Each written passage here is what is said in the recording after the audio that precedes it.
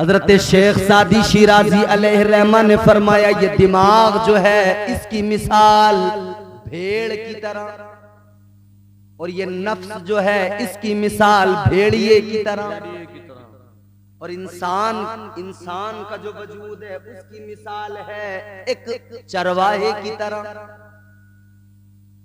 आप और हम एक चरवाहे की हैसियत रखते हैं, नफ्स भेड़िया है और ये दिमाग भेड़ है। अगर चरवाहे की लापरवाही हुई तो ये नफ्स नाम का भेड़िया अक्ल नाम की भेड़ को खा जाएगा। लापरवाही न करना, ये भेड़िया बड़ा खतरनाक है। मौजू तो मेरा वही है, बात तो वही बताऊंगा, मगर ज़िम्नन बात आई है तो एक बात अर्ज करके आगे बढ़ता हूं। नफ्स नाम का भेड़िया दिमाग नाम की अक्ल नाम की भेड़ को खा जाएगा, चूक ना हो जाए, क्योंकि ये भेड़िया बड़ा खतरनाक है, हर किसी के साथ है। और अच्छा, नफ्स की क्वालिटीज है, कई इसकी किस्में हैं। नफ्स की एक किस्म नफ्स अम्मारा, हर मोमिन हर काफिर के पास है, हमेशा गुनाहों की दावत देगा। नफ्स की एक किस्म है नफ्से मुल्हिमा, एक किस्म है नफ्से लव्वामा, एक किस्म है नफ्से मुतमइन्ना। नफ्से मुतमइन्ना वो जो हमेशा नेकियों की दावत दे, हमेशा नेकी काम कराए, वो आला मंजिल है नफ्स की। वो मंजिल कैसी है कि कुरान में अल्लाह उसके मुताल्लिक फरमाता है, परवरदिगार आलम ने फरमाया, या अय्यतुहन नफ्सुल मुतमइन्ना इरजिई इला रब्बिकी रादियतम मर्दिया। अल्लाह ने फरमाया, ऐ इत्मीनान वाली जान, अपने रब की बारगाह में अपने रब के हुजूर इस तरह वापस लौट कि रब तुझसे राजी हो, तू रब से राजी हो। क्या बात है, किस हाल में? रब तुझसे राजी, तू रब से राजी। नफ्स मुतमइन्ना इसी हाल में जाता है।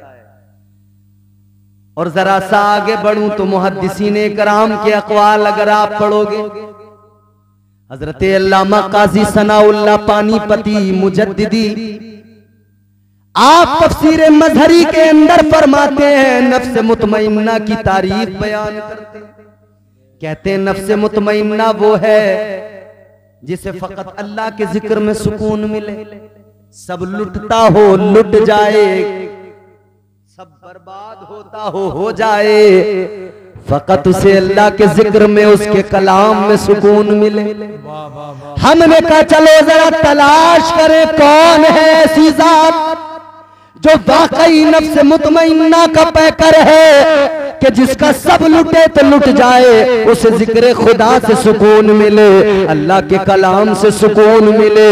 आज हमारे घर में किसी का इंतकाल हो जाए, हम कपड़े फाड़ने लगते हैं, हम बाल नोचने लगते हैं, हम बयान कर कर के रोने लगते हैं, हम बावेला करने लगते हैं, अल्लाह को भूल जाते हैं। ऐ लोगों सुनो सुनो, मगर कुरान के अकॉर्डिंग हजरत शेख हजरत अल्लामा काजी सनाउल्लाह पानीपती आप फरमाते हैं, सब लुट जाए, सब कुछ छिन जाए, फिर भी अल्लाह के जिक्र में सुकून मिले। एक जात नजर आती है कि जब उससे उसका प्यारा मदीना जहां बचपन गुजरा वो छूना, मदीना छूटा, तब भी उसने अल्लाह का जिक्र किया, उसे उसी में सुकून मिला।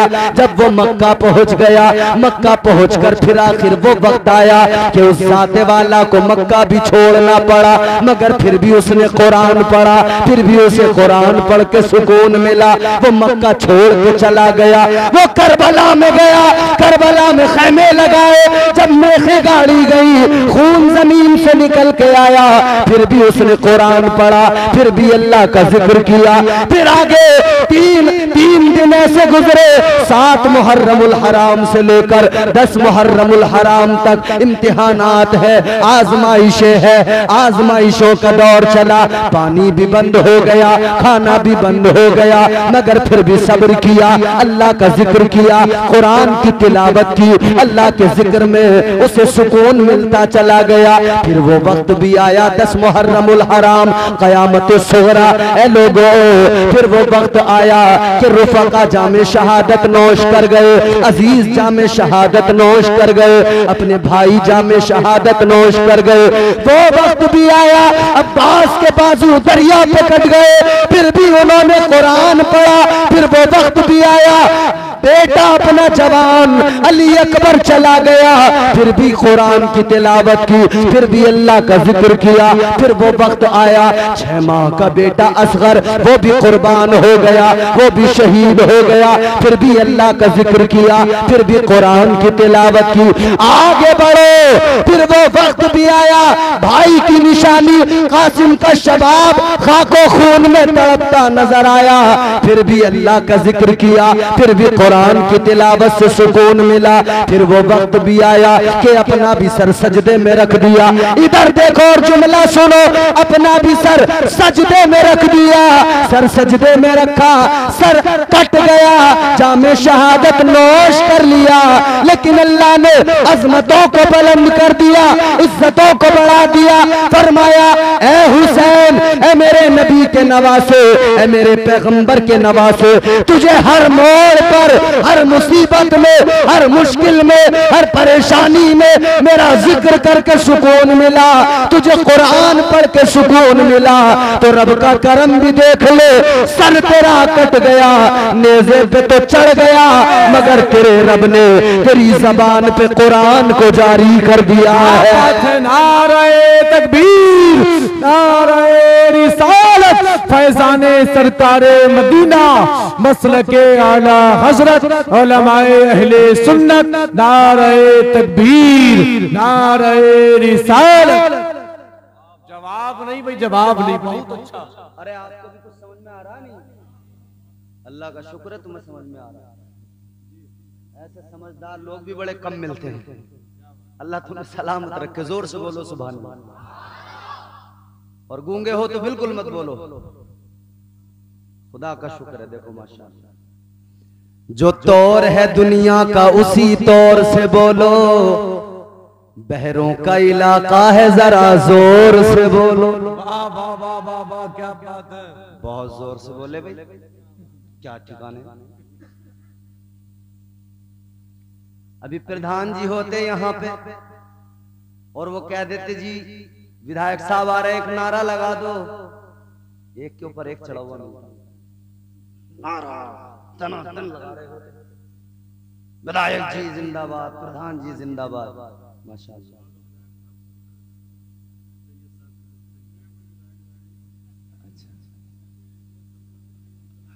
ना बहुत बढ़िया, अल्लाह आपको सलामत रखे। अरे सैयद साहब, सैयद मुजाहिद हुसैन साहब, अल्लाह सलामत रखे। जोर से को यार, आमीन। इनसे मोहब्बत करते हो ना, इनसे करो। सैयद हैं ये, समझ रहे हो, आले रसूल हैं। और एक बात याद रखना, सैयदों की ताजीम सुन्नियों के खून के अंदर है, ये हमारे खमीर के अंदर है। हम जिस नबी का जिक्र कर रहे हैं, जिस नबी की अजमतों की बात कर रहे हैं, उसी नबी के नवासे, उसी नबी के खानदान का नाम तो है ना ये, उसी नबी के तो खानदान वाले हैं। हम सुन्नियों का ऐलान है, हम चमन और फूल वाले हैं, सुन्नतों के उसूल वाले हैं। हम चमन और फूल वाले हैं, सुन्नतों के उसूल वाले हैं।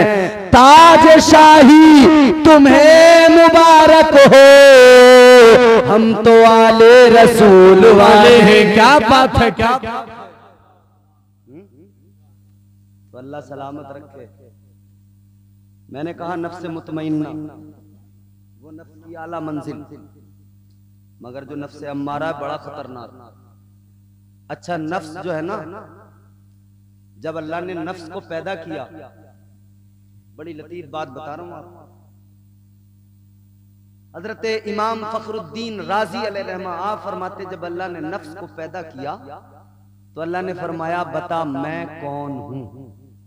परवरदिगार का सवाल, बता मैं कौन हूं। अल्लाह ने सवाल कर दिया, बता मैं कौन हूं। मगर क्या जवाब दिया इसने? नफ्स कहने लगा अंता अंता अना अना, कहने लगा तू तू है मैं हूं। क्या बात,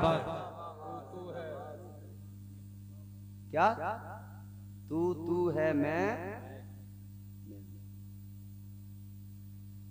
यारो आज तो समझ में आ ही जाना चाहिए, इंसान जो मैं करता है ये उसका नफ्स उससे कहलवाता है। उसका नफ्स उससे कहलवाता है।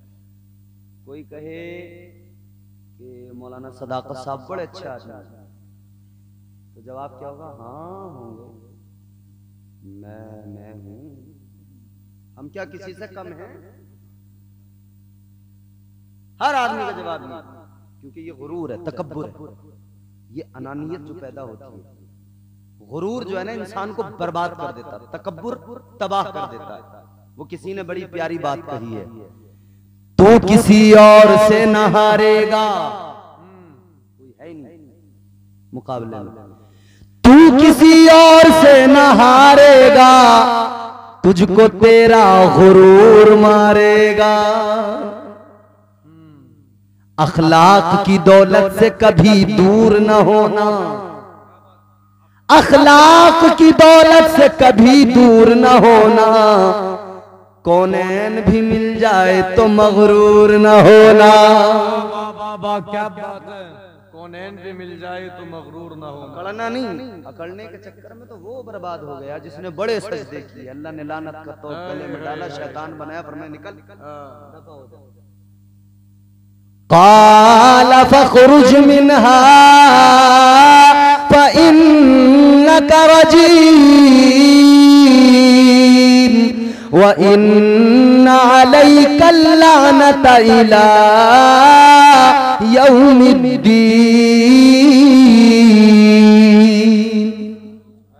नहीं देखे सजदे, नहीं देखी बंदगी, और मैं हुक्म नहीं माना, पैगंबर की तौहीन की, दफा हो जा। सजदा नहीं किया, निकल जा, मरदूद बना दिया। फरमाया कयामत तक के लिए तुझे लानती बनाया। मगर सुनो मेरे अजीजों, गुरूर बर्बाद करता है, तकब्बुर बर्बाद। तो ये अना इंसान का नफ्स कहता है तू कोई कम है किसी से, तू तो तू है। आदमी लाख झूठा हो, कहता है मुझसे बड़ा सच्चा कोई नहीं। एक नंबर का चोर हो, कहते हैं मुझसे बड़ा अमीन कोई नहीं, अमानत सलामत रखने वाला। अल्लाह ताला ने जब इसका जवाब सुना, परवरदिगार नाराज हो गया। अल्लाह ने फरमाया फरिश्तों इसे लेके जाओ दोज़ख में डाल दो। कितना वक्त दोज़ख में रखा गया? सूफिया फरमाते हैं साल 2 साल नहीं, पूरे 300 साल। अल्लाह, 300 साल तक दोज़ख में रखा गया, अजाब दिया गया, फिर निकाला गया। फिर अल्लाह की बारगाह में फरिश्तों ने पेश किया। अल्लाह ने फिर वही सवाल किया। परवरदिगार ने फरमाया बता मैं कौन हूँ? कहने लगा अंता अंता अना अना, कहने लगा तू तू है मैं हूँ। 300 साल का अजाब, जवाब नहीं बदला साहब। नफ्स को क्या समझते हो तुम? आदमी वैसी आकर मस्जिद में शोर करता। नफ्स बड़ी खतरनाक चीज है मियां। अच्छा वैसी भाई का हिस्सा मारता, जमीन मारता, तो वैसी मेंढ काटने लग जाता आदमी। ये बड़ी खतरनाक चीज है। भेड़िया है ये नहीं छोड़ेगा, भेड़िया, इससे बचने की जरूरत है। 300 साल का अजाब दिया गया मगर जवाब नहीं बदला। फिर अल्लाह ने हुक्म दिया लेके जाओ। फिर दोज़ख में डाल दिया गया। फिर दोज़ख के अंदर 300 साल अजाब दिया गया। 300 साल के बाद में जब निकाला गया, अल्लाह ने फिर फरमाया बता मैं कौन हूं। जवाब फिर भी नहीं बदला, कहने लगा अंता अंता अना अना, कहने लगा तू है मैं हूं। फरिश्ते अर्ज करने लगे मौला इसका जवाब नहीं बदला, या अल्लाह दोज़ख में लेकर जाए। अल्लाह ने फरमाया नहीं। या अल्लाह किस लिए? परवरदिगार ने फरमाया दोज़ख में लेके जाओगे, अजाब दोगे, इसका जवाब नहीं बदलेगा। या अल्लाह कैसे बदलेगा? अब जुमला मेरा तवज्जो से सुनना। भैया बैठ जाओ आराम से, भाई बैठ जाओ सुकून से, यार अफरा तफरी ना करो, सुकून से बैठ कर सुन लो। ये खत्म कर दूं? हाँ माशाअल्लाह जी। सुनो तवज्जो मेरी तरफ करो जल्दी। फरिश्तों ने कहा या अल्लाह ले जाएं दोज़ख में। अल्लाह ने फरमाया नहीं, जवाब नहीं बदलेगा। या अल्लाह फिर क्या करना है? परवरदिगारे आलम ने फरमाया ए फरिश्तों इसे दोज़ख में लेकर मत जाओ, दोज़ख में लेके जाओगे अजाब दिया जाएगा मगर इसका जवाब नहीं बदलेगा। या अल्लाह फिर क्या करे? अल्लाह ताला ने फरमाया इसे अजाब न दो, दोज़ख में ना लेकर जाओ, बस इतना करो इस नफ्स के ऊपर भूख का बोझ डाल दो, फाकों का बोझ डाल दो, सजदों का बोझ डाल दो, बंदगी का बोझ डाल दो, इबादत का बोझ डाल दो।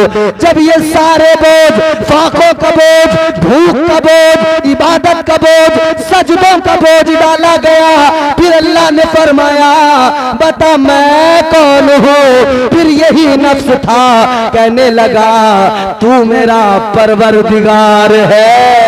नारे तकबीर, नारे रिसालत, फैज़ाने सरकारे मदीना, मसलके आला हजरत उलमाए अहले सुन्नत हजरत अल्लामा मौलाना इम्तियाज रज़ा बरकाती। नारे तकबीर, नारे रिसालत।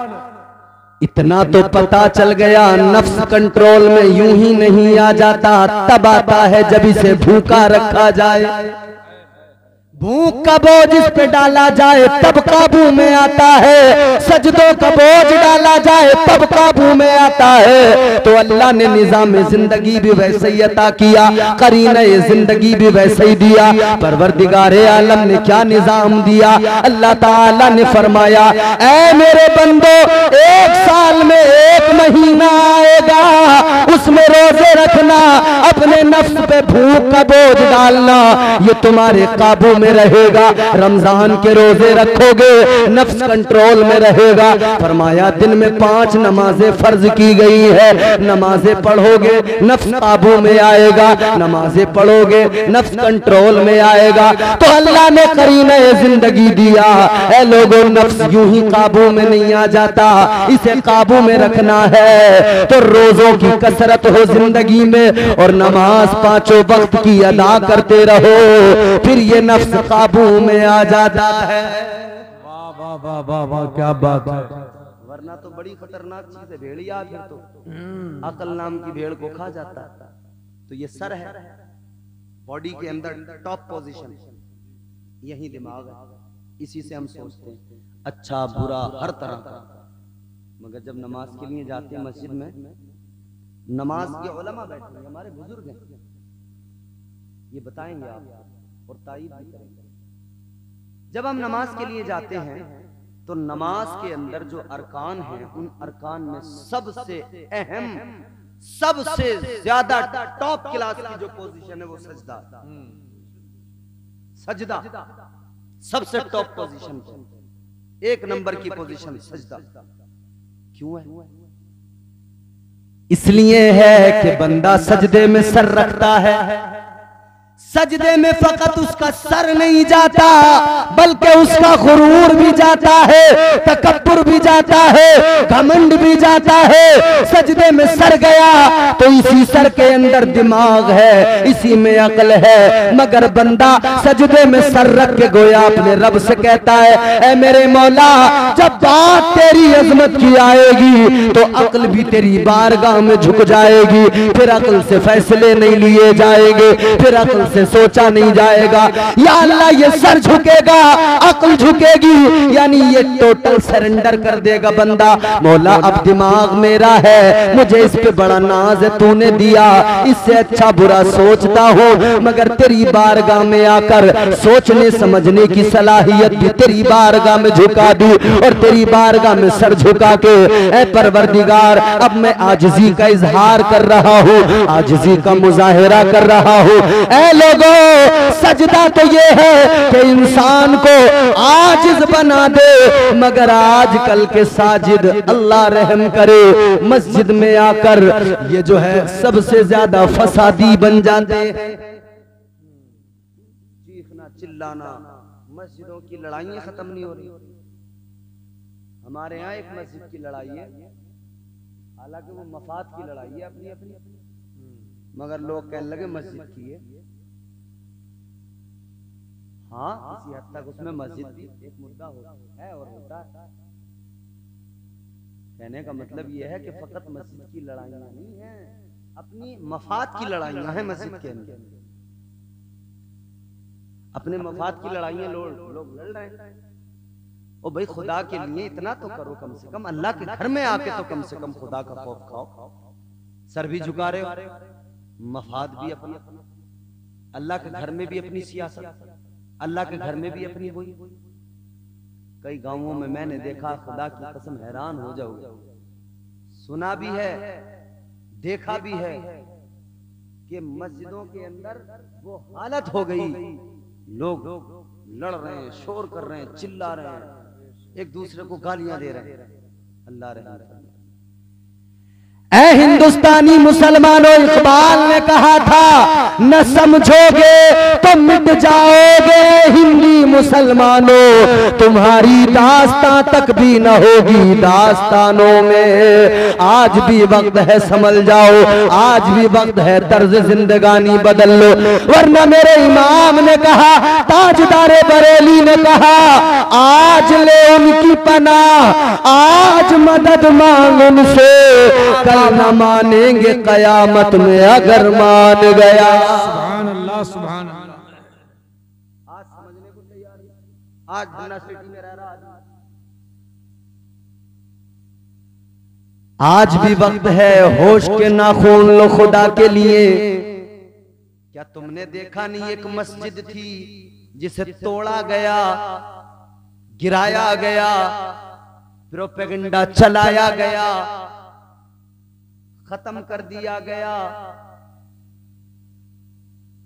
फैसला भी अपने हक में लिया गया।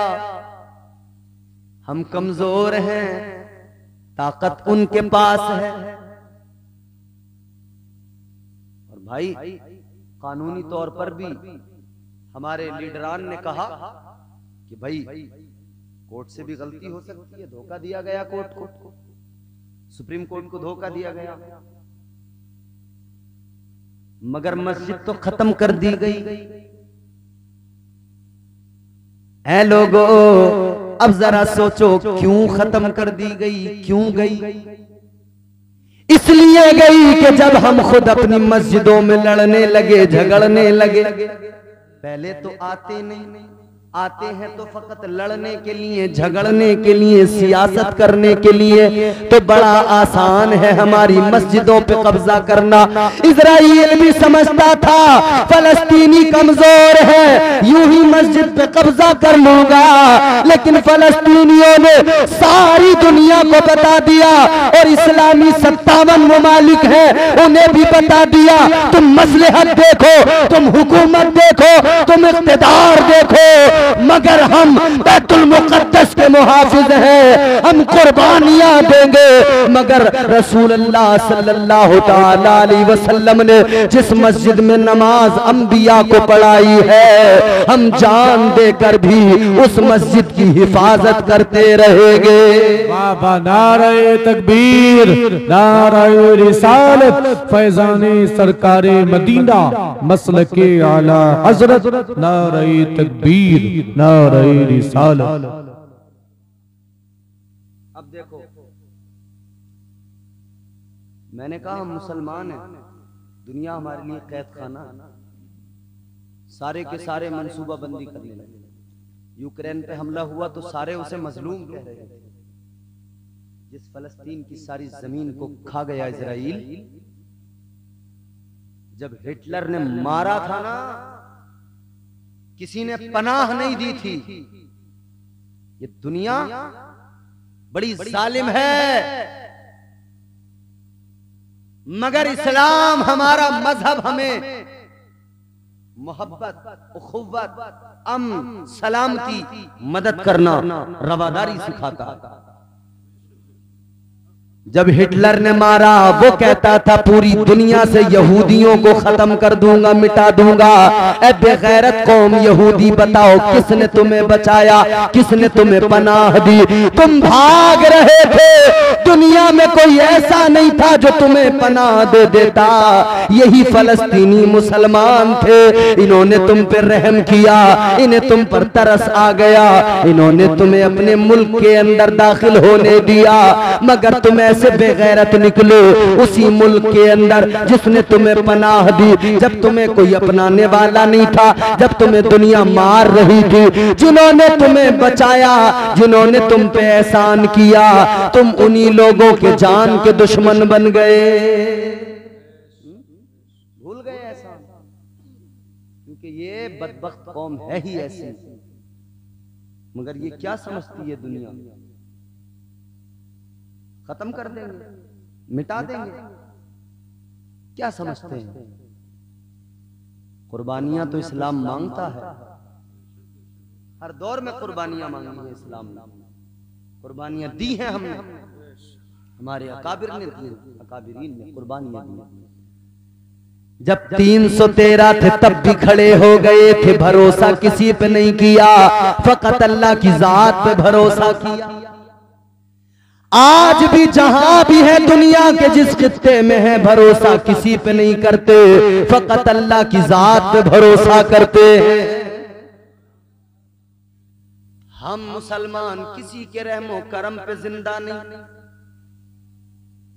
किसी के रहमो करम पे जिंदा नहीं, फकत उस रब के रहमो करम पे जिंदा, उस रब के करम पे जिंदा। हम जानते हैं अगर उस रब का करम ना हो, सारी दुनिया मिलकर बचा नहीं सकती है, और वो खुदा मारने पे आ जाए, दुनिया बचा नहीं सकती है। वो खुदा बचाने पे आ जाए तो दुनिया की औकात नहीं के मार सके। हक है। अल्लाह मारने पे आए ना, हमें मियाँ तो टुकड़े टुकड़े टुकड़े टुकड़े छोटे छोटे खित्ते हैं, इन पे हुकूमतें कर रहे हैं। वो बादशाह जिसने सारी दुनिया रूए जमीन मुकम्मल पूरी दुनिया पर हुकूमत की, वो बादशाह पूरी दुनिया पे हुकूमत करने वाला कितना ताकतवर होगा, कितनी बड़ी फौज होगी, कितना उसे अपने आप पे घमंड होगा। वही था जो कहता था अना रब्बुकुमुल आला, कहता था मैं सबसे बड़ा रब हूं। अल्लाह ने एक पैगंबर भेजा, फरमाया समझाओ इसे, समझ में नहीं आ रहा इसकी। दुनिया में कोई दूसरा अल्लाह का नाम लेने वाला नहीं था, फकत एक को अल्लाह ने भेजा, हजरत इब्राहीम अलैहिस्सलाम। पूरी दुनिया में एक भी नहीं था अल्लाह का नाम लेने वाला, फकत एक अकेले इब्राहीम अलैहिस्सलाम आए। आपने ऐलान कर दिया कि ये नमरूद एक इंसान है, एक बादशाह है, खुदा नहीं है।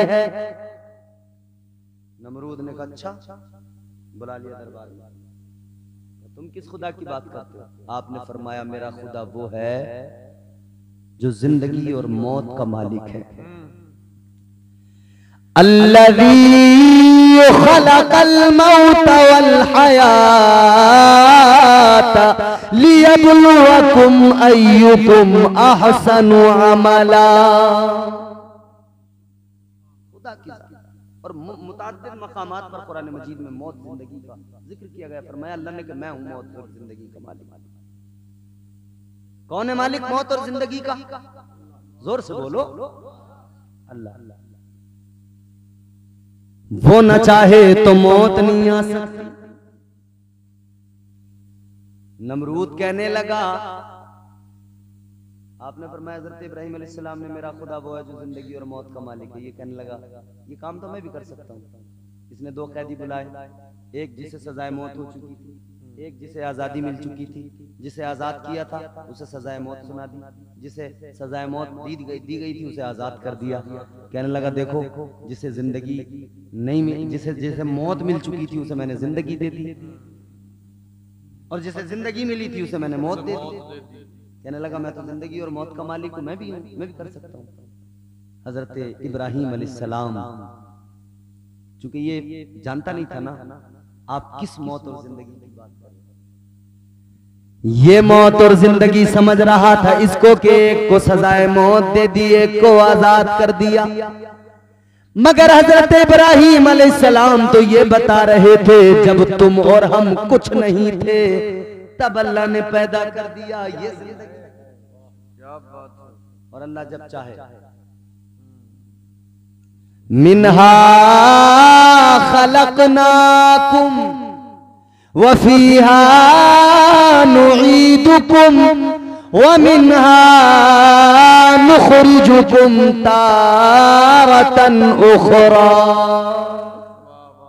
बना के आते हो, कब्रिस्तान में मिट्टी डालते हो, क्या मतलब है? इसी मिट्टी से तुमको पैदा किया गया, इसी में वापस मिला दिया जाएगा, फिर वो वक्त भी आएगा इसी मिट्टी से दोबारा उठाया जाएगा। ये रब की कुदरत है। मगर वो नमरूद कितनी ताकत रही होगी ना,